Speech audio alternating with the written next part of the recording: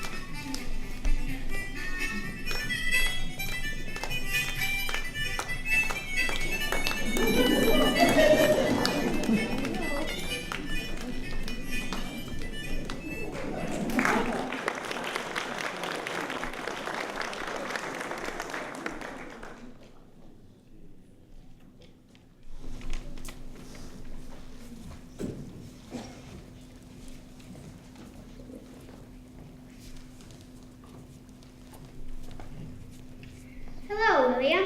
Off to join the dancing, are you? No, it does sound jolly, doesn't it? I should be tempted, but we're off tomorrow on the Exile. Mother says we do best when we get a proper sleep. Well, mothers do know best, they say on the Exile, is it? Yes, you do make me seem like an adventurer, my friend, but it's just a run we've done before. Off to Pictou to pick up some coal, then on to Connecticut to sell it, then we'll load up with wares, travel back, just a run we've done before. But, you know, with Captain Card at the helm, there should be no issues, even though the Exile has had its struggles in the past. I wish I could join you. Oh, soon enough you'll be able to. Once your brother can help your dad with the farm chores, then you'll be able to try out your sea legs. Well, I must leave you now. I have a message to deliver to some folks down the road. Have a good trip, William. Thank you kindly. Take care. Did the voyage go as planned? Did William bring home a beautiful new bonnet from the Boston States for his mother? No, it didn't, and he didn't. The trip went well to begin with, but as they neared the southern end of Nova Scotia, they got caught in a violent storm. The battle with the waves, one such as the valiant brigantine had never experienced before. Captain Card himself had never seen anything like it. The Exile now is sore distressed. For 2 long weeks the gale has blown, and while the wind remains in the west, we simply cannot hold our own. All of our efforts have been in vain. To gain the west is a futile try. We shall only suffer grief and pain, and in the end, we are sure to die. Our rations of food and water are low. The dory and oars have washed away, and only the Lord alone doth know where we all shall be on another day. Do you think we should keep going, sir? Is there any point in battling the storm? We had no choice, William. Let it take it where it wants us to go. Well, our men do seem to be doing fine, thank goodness. They're a sturdy lot, brave and sensible as to a man, but perhaps only in that way, if only in that way.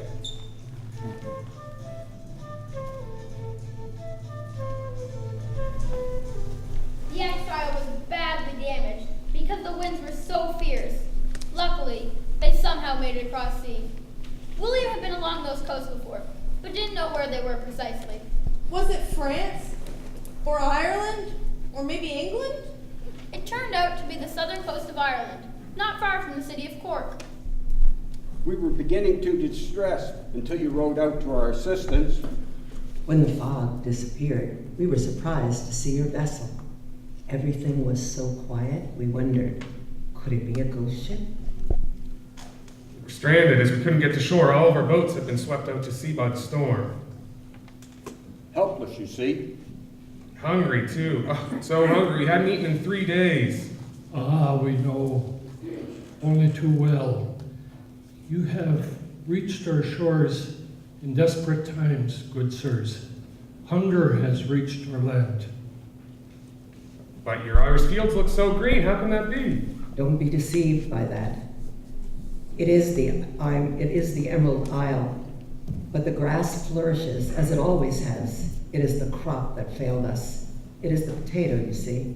When newcomers look at this fair land and see its fields so green, it's hard for them to understand the tragedy in history. The pretty stuff withered in the ground, good for neither food nor seed. There's nothing to eat that can be found, the sorriest life indeed. No apology needed. We will find you something. Never fear. We will go into Scarborough, and we will find you a place to stay.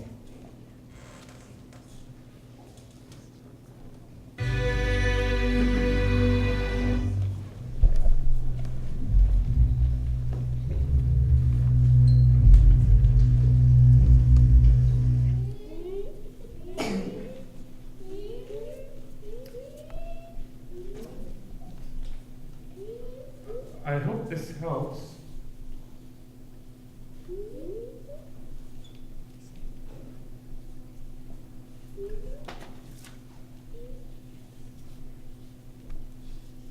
That's very kind of you, but at some point, you're going to be out of money. Well, I mean, at least this baby seems to be contented, and not a whimper to be heard.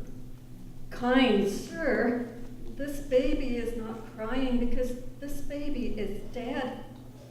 And its mother is not begging for coins for food, but for a wee coffin. For she cannot bear to put her wee baby in the cold, cold ground. Oh, William, such a tragedy. We must see what we can do to help. Anything in my power I would gladly do. If you wish to help, there's no finer way to get information than from speaking with Mrs. Driscoll and her daughter. They've just returned from helping out at the hospital, I'll wager. You see,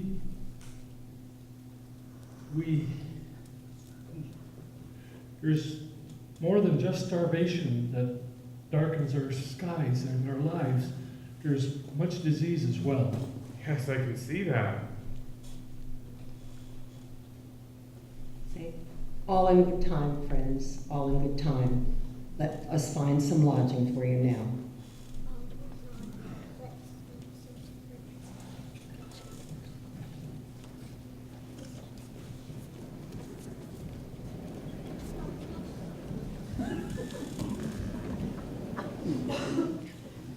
Meanwhile, back on Grimmanan, people knew about the storm.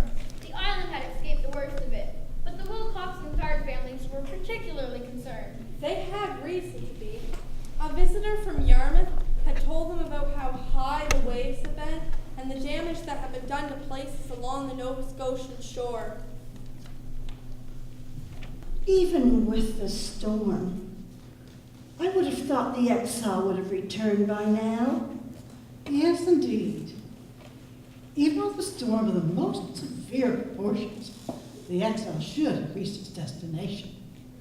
And for some time now, the waters have been tranquil. But I worry just the same. Ah, dear Mrs. Wilcox, my dear friend. Captain Card and your son, William, are some of the most skilled seasoned sailors you'll ever meet. All will be well. Oh, thank you. Thank you.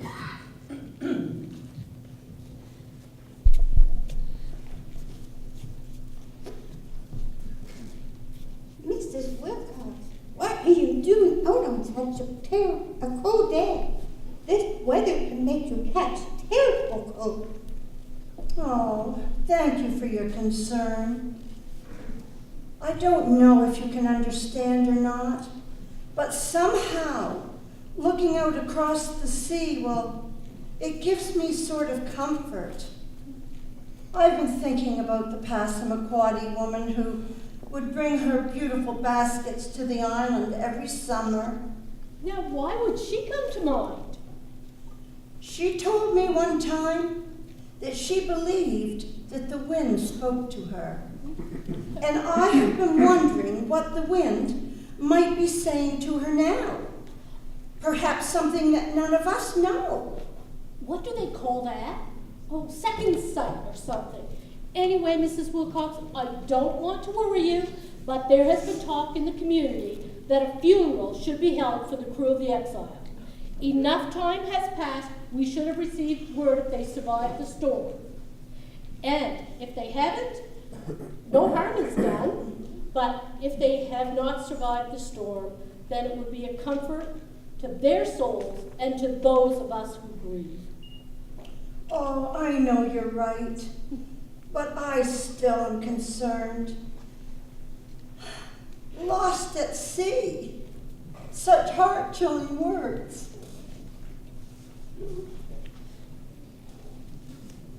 The rest of the crew and I will find our way home as best we can, and you'll remain here to deal with the salvage? Yes, that should be fine. I believe we can find a buyer for the Exile. I mean, I had a couple guys up in Cork already that have expressed interest. I think it should be all right.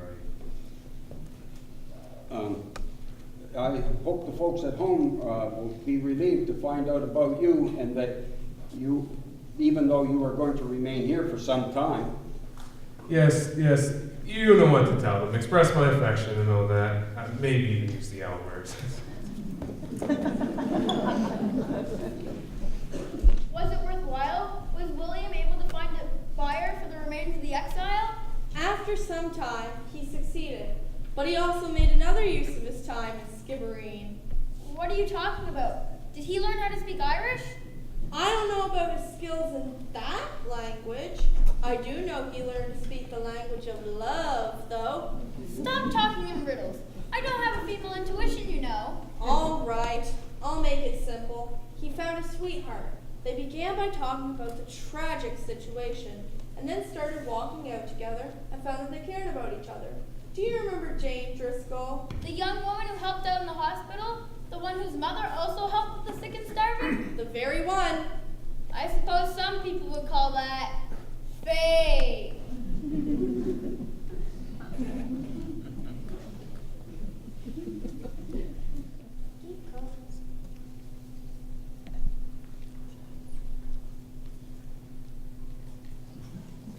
Deep Cove sounds like a beautiful place, Mr. Wilcox. Please, tell me more about it. Perhaps I will if you'll call me William. William, could you tell me more about Deep Cove, please? For sure. The sea often changes, sometimes calm, sometimes fierce. There's plenty of fish in the sea. Plump deer in the woods, Gardens are great, but we're blessed for sure.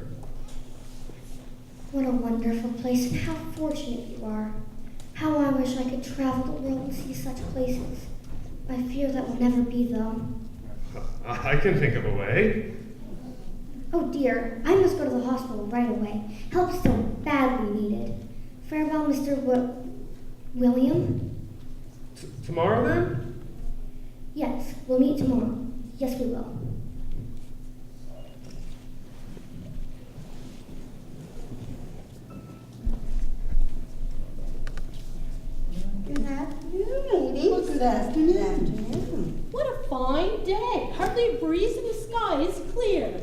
It's lovely, and we have so much more to be excited about. Oh, really? Have you heard the news about the Exile? No. Good news indeed, and the captain is on his way home with the crew, I understand. Oh, Well, not all of the crew.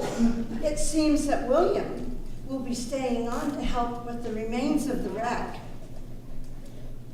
I don't mean to worry you, Mrs. Wilcox, but are you not worried that he might stay on after that? It will take some considerable time, I imagine, and he might grow to like the place. Well, speaking as Mrs. Wilcox's friend, dear friend, I'm just thinking that William would be just as excited and anxious to get home as the rest of the crew. Now, why would you say such a thing?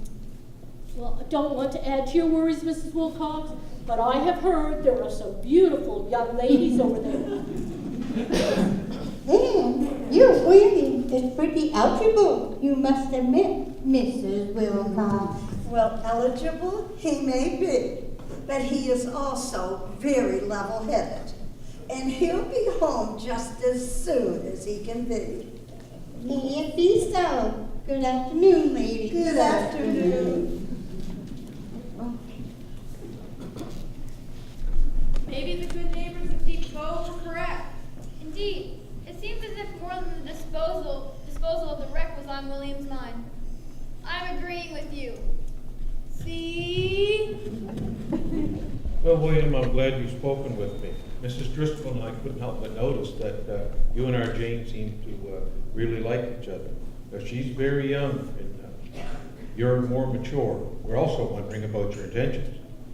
Thank you very much, Mr. Driscoll. I really appreciate the chance to be able to speak with you. I know Jane is young yet, and innocent, but I really do like her, and she likes me too. Whether or not she loves me, that remains to be seen. I haven't had the chance to speak to her, and I wanted to speak to you guys first. Well, and rightly so.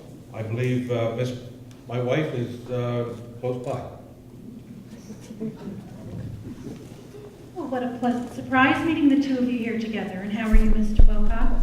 Very fine, thank you, Mrs. Driscoll. I would prefer if you'd call me William, though. As you wish. How are the negotiations for the remains of the Exile going? Oh, surprisingly well, considering the dire situation here. But we should have a buyer soon. It shouldn't take much longer now. I think you have suspicions, and I don't think they're necessarily about the Exile. William has spoken to me of his love for our Jane and wishes to know what you think about it. Well, it is up to Jane, of course, but what would you find to do here in Skibbereen? We have nothing of shipbuilding Well, here. I really don't. Well, William intends on moving back to his home in the colonies, where he has a fine way of life there, prosperous and respected. But if she accepts you, William, we may never see her again. I know. I'm aware of that, painfully aware. I'd really, if I was in your shoes, I would have some, reservations too. But it's up to Jane. That's right. Yeah. Thank you, William. Thank you.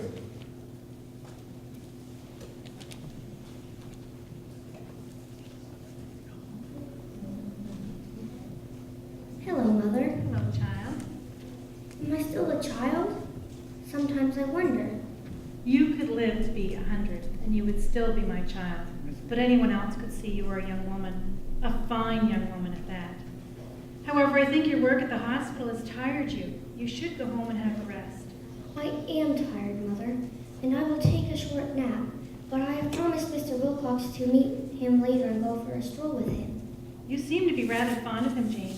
More so than your other suitors. What are you talking about? I have no other suitors. Even Mr. Wilcox is just a friend that tells me about his life in the colonies. Well, let's speak no more of that now. I'm off to see your Aunt O'Neill and take her some tea and sugar. Give Aunt O'Neill my love, please, dear Mother. Yes, dear. Be on your way.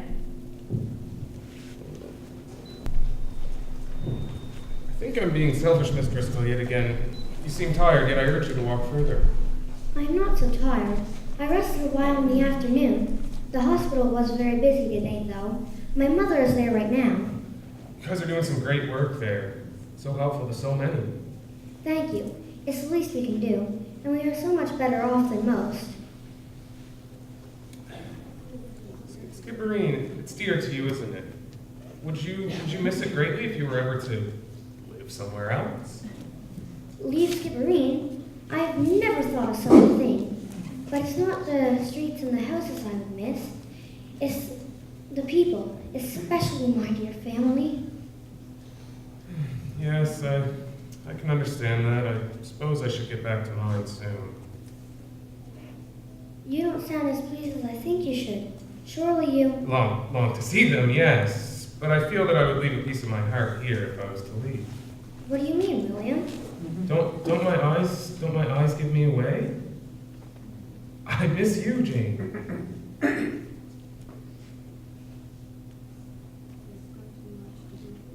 There's going to be much to do here when our troubles subside. You will have no difficulty finding work. Alas, I feel I should return home to my life before. Could you not come with me back home?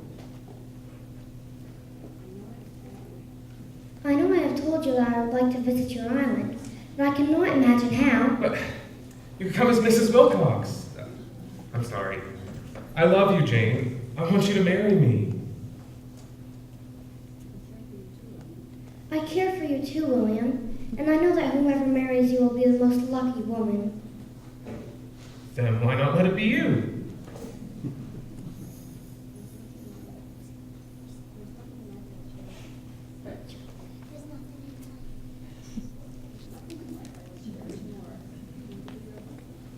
There is nothing in life that I cherish more than to be your husband. Well,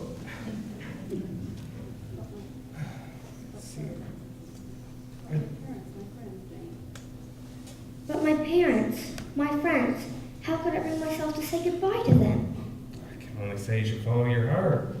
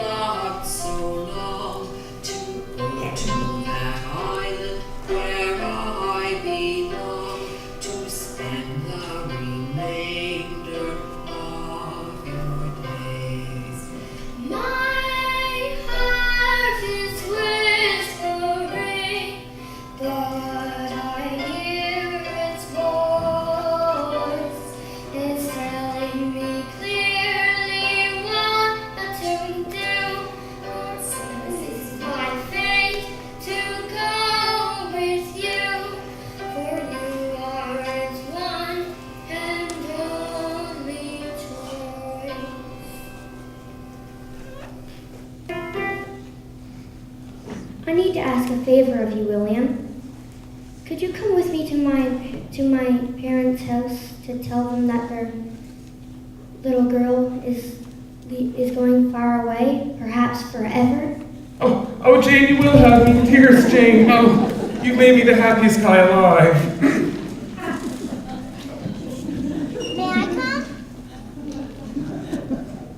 Well, Jane, what do you say? It looks like we have a witness. Yes, little one. You can come with us to the door of my parents' house, but only to the door. No more peeking.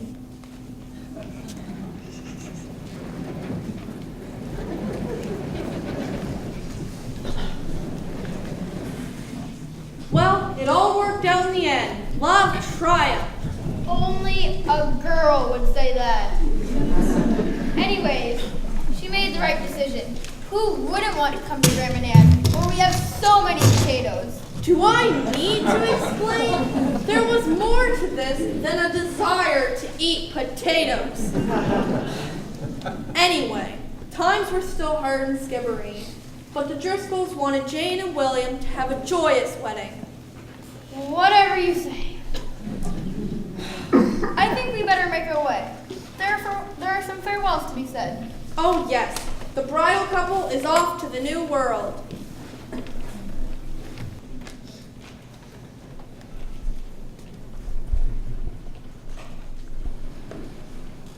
Well, William, it saddens all of us in many ways, but our daughter has made her choice, and it is the right one. Yes, I agree. And who knows? Maybe someday you can come and visit us, and we can come back and visit you. Our blessings on you both.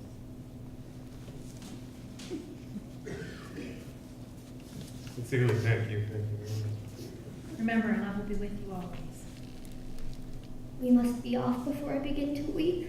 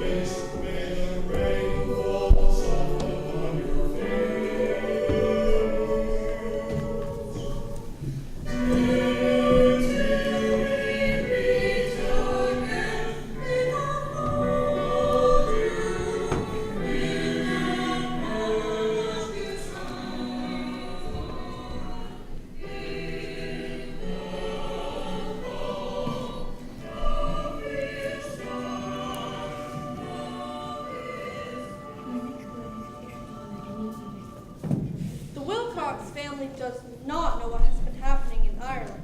They don't know when William will return either. Or if he will return. Exactly. But we know, don't we? We know that William and Jane managed to find a ship that was sailing to Boston or some other port, and then to find a ship that was sailing towards the Bay of Fundy. Then they were able to find a ship that was sailing to Graham and Ann. The captain kindly agreed to drop anchor off Deep Cove. Where it happened, Mr. Wilcox was working on some papers. William told the crew to be as quiet as possible, as he hoped to surprise his family. Well, Father, here's the money from the Skibbereen. I wish it could be more. William, my lad, God be praised. It's really you. Safe and sound. Forget about the money. It's you we really care about.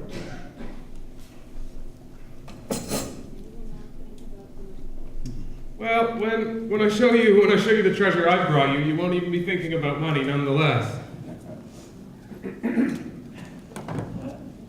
Father, Jane Driscoll Wilcox, my bride. Jane, my It's an father. honor to meet you, Mr. Wilcox. Welcome to your new home, my dear.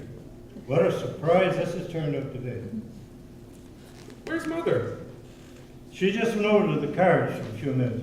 I'm sure she'll be back soon. I bet this will really surprise her. We'll go see if we can find her. I assure you she'll be greatly surprised.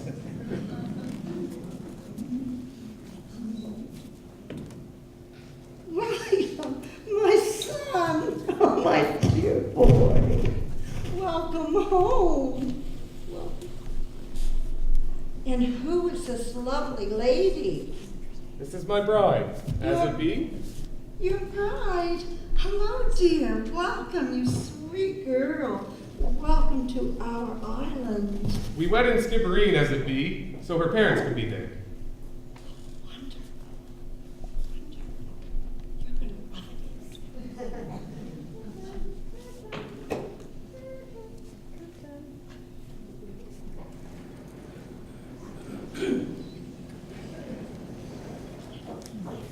I guess there was some excitement in the community, all right? There certainly was. It seemed people could talk about nothing else. The bride and wife, the husband and wife were warmly welcomed. So our story goes on. Before long, a party was organized to celebrate. Neighbors and relatives, and even folk all the way from Seal Cove joined in. It was a simple but joyous occasion. Ladies and gentlemen, I have been given the privilege of saying a few words on behalf of the Wilcox family. What a wonderful event to not only celebrate the safe return of William, but to also welcome his beautiful bride to our community. I must say that when we left William to deal with the disposal of the Exile, we had no idea what else would happen. And near tragedy turned into triumph. I know I speak for everyone here when I offer my warmest congratulations. But first of all, let us pray. God in heaven, in whose hands we seek refuge and strength, bless all those who are gathered here today. May we be guided by your holy light and fulfill your teachings in all you do. Amen. And now I understand there's some music in order. Maybe some step dancing? Where's that Wilcox lad?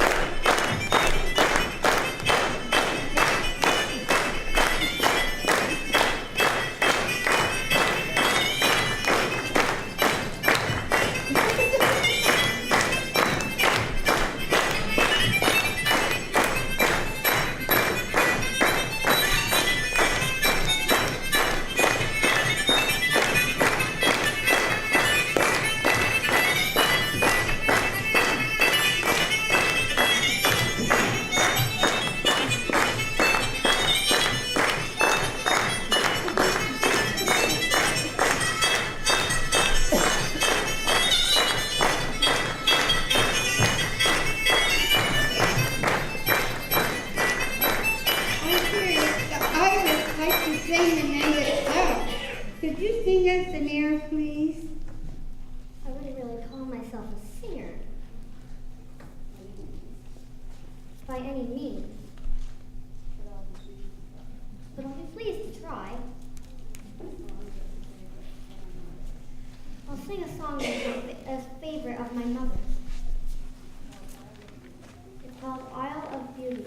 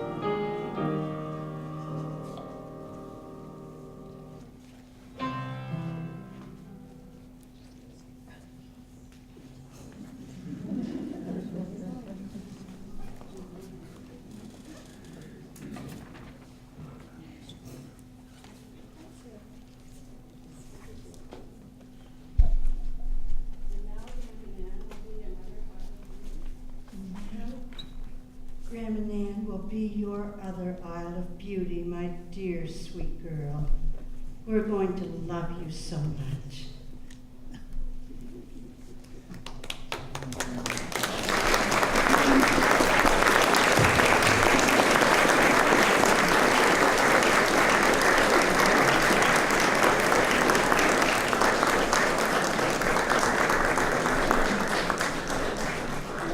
Our story is nearly finished. So does that mean you and I get the final say? Did Jane ever get back to Ireland? Not that we know of, but we do know that she never forgot the land of her birth. She and William had 12 children who loved to hear the story of the exile and how their parents had met and married, and to hear their mother singing. Jane made good use of her nursing skills and was often called to where there was illness in the neighborhood. She stressed the importance of cleanliness and always boiled her apron after she came home from anywhere that they were sick. Jane and William had a long and happy life in Deep Cove. I don't think I can stand this much longer. I'm going to use my magic to go back in time. My magic is better than yours. I summon the people of Skibbereen!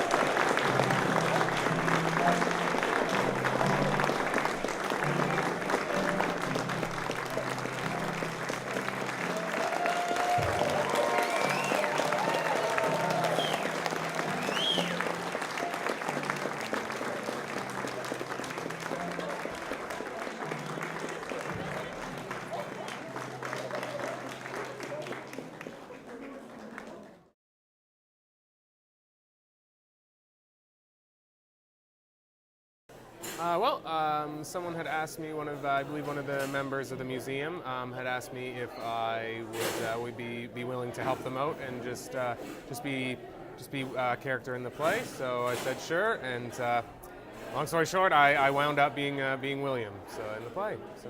Well, yes, I heard about it through my sister, Joan, and she asked me if I would like to be a part of it. So, being the twin sister that I am, I said yes. Well, I had a call from Anneke, and she said, Joan, I have a wonderful idea. May I come down and see you? And I said, most certainly. You come right along. Then she proceeded to tell me about the shipwreck, the Exile, and that she had written a play to commemorate it. And I was instantly hypnotized by it because my grandfather had written over the years when we were little kids poems about all the shipwrecks on Graham and Anne, the steamship Hestia, the Lord Ashburton, the Robert Can, and listing all of the sailors in perfect poetry form that had died. And we were captivated by it. So when I heard about the Exile, it caught my interest immediately. And then when I realized that it was a shipwreck with a happy ending, I was all aboard. Well, I came to the first production, and there were a lot of unfortunate things, didn't work quite the way they were supposed to, but the audience still loved it. They really liked to see their fellow Graham and Anners up there on the stage. And I thought, I'm going to come back and see what the second one's like. I'll come again. I enjoyed it enough. And then I was talking with Anneke, and she was telling me about some of the problems that she'd had and some of the people who had let her down at the last minute. And I opened my big mouth and said, if that happens again, I'm a quick study. Here I am. But I figured any project that she's in is worth supporting. She puts her heart and soul into it. The story's interesting. good. Anneke asked me if I would be in this play for the Exile. And I love Anneke so much I'd do anything for her. And What part do you play? I play the first neighbor. It's super. I haven't done anything like this since I've been out of school, so I can hear better. It's more exciting and things. That's great. I like it. Will you do more? If I'm asked, yes. I found if you have a talent, use it. Because you never know. You could be somebody special someday. My mom said, come in or something. And then I came with my mom and Mark and Marissa. And then she asked me, do you want to be in the play? And I said yes. And Marissa was in the play. Well, someone backed out in the play, and someone that Sonya knew, which was the director, needed to find someone to go into the play. And she asked me if I wanted to go into the play, and I said yes. I really, really wanted to go into the play. Okay, I got into this play because my granddaughter was one of the people that was supposed to be in it who was backed out. And I met up with Anneke at the Rotary sale at the Boys and Girls Club the other day, last Saturday. And at the time, we had just been in a parade, Marissa and I, both in historical dress. So I met up with her, and she was still needing a Jane. So I asked Marissa if she'd like to be Jane, and she came in and met Anneke, and that was that. So I ended up being the person who was practicing lines with Marissa quite a bit, and then they needed a harmonica boy, so Darian came in, and I'm a spare, and I seem to be the seamstress as well. I had to fix up a lot of things to fit Marissa that were meant for a much taller girl, and build a costume for Darian as well.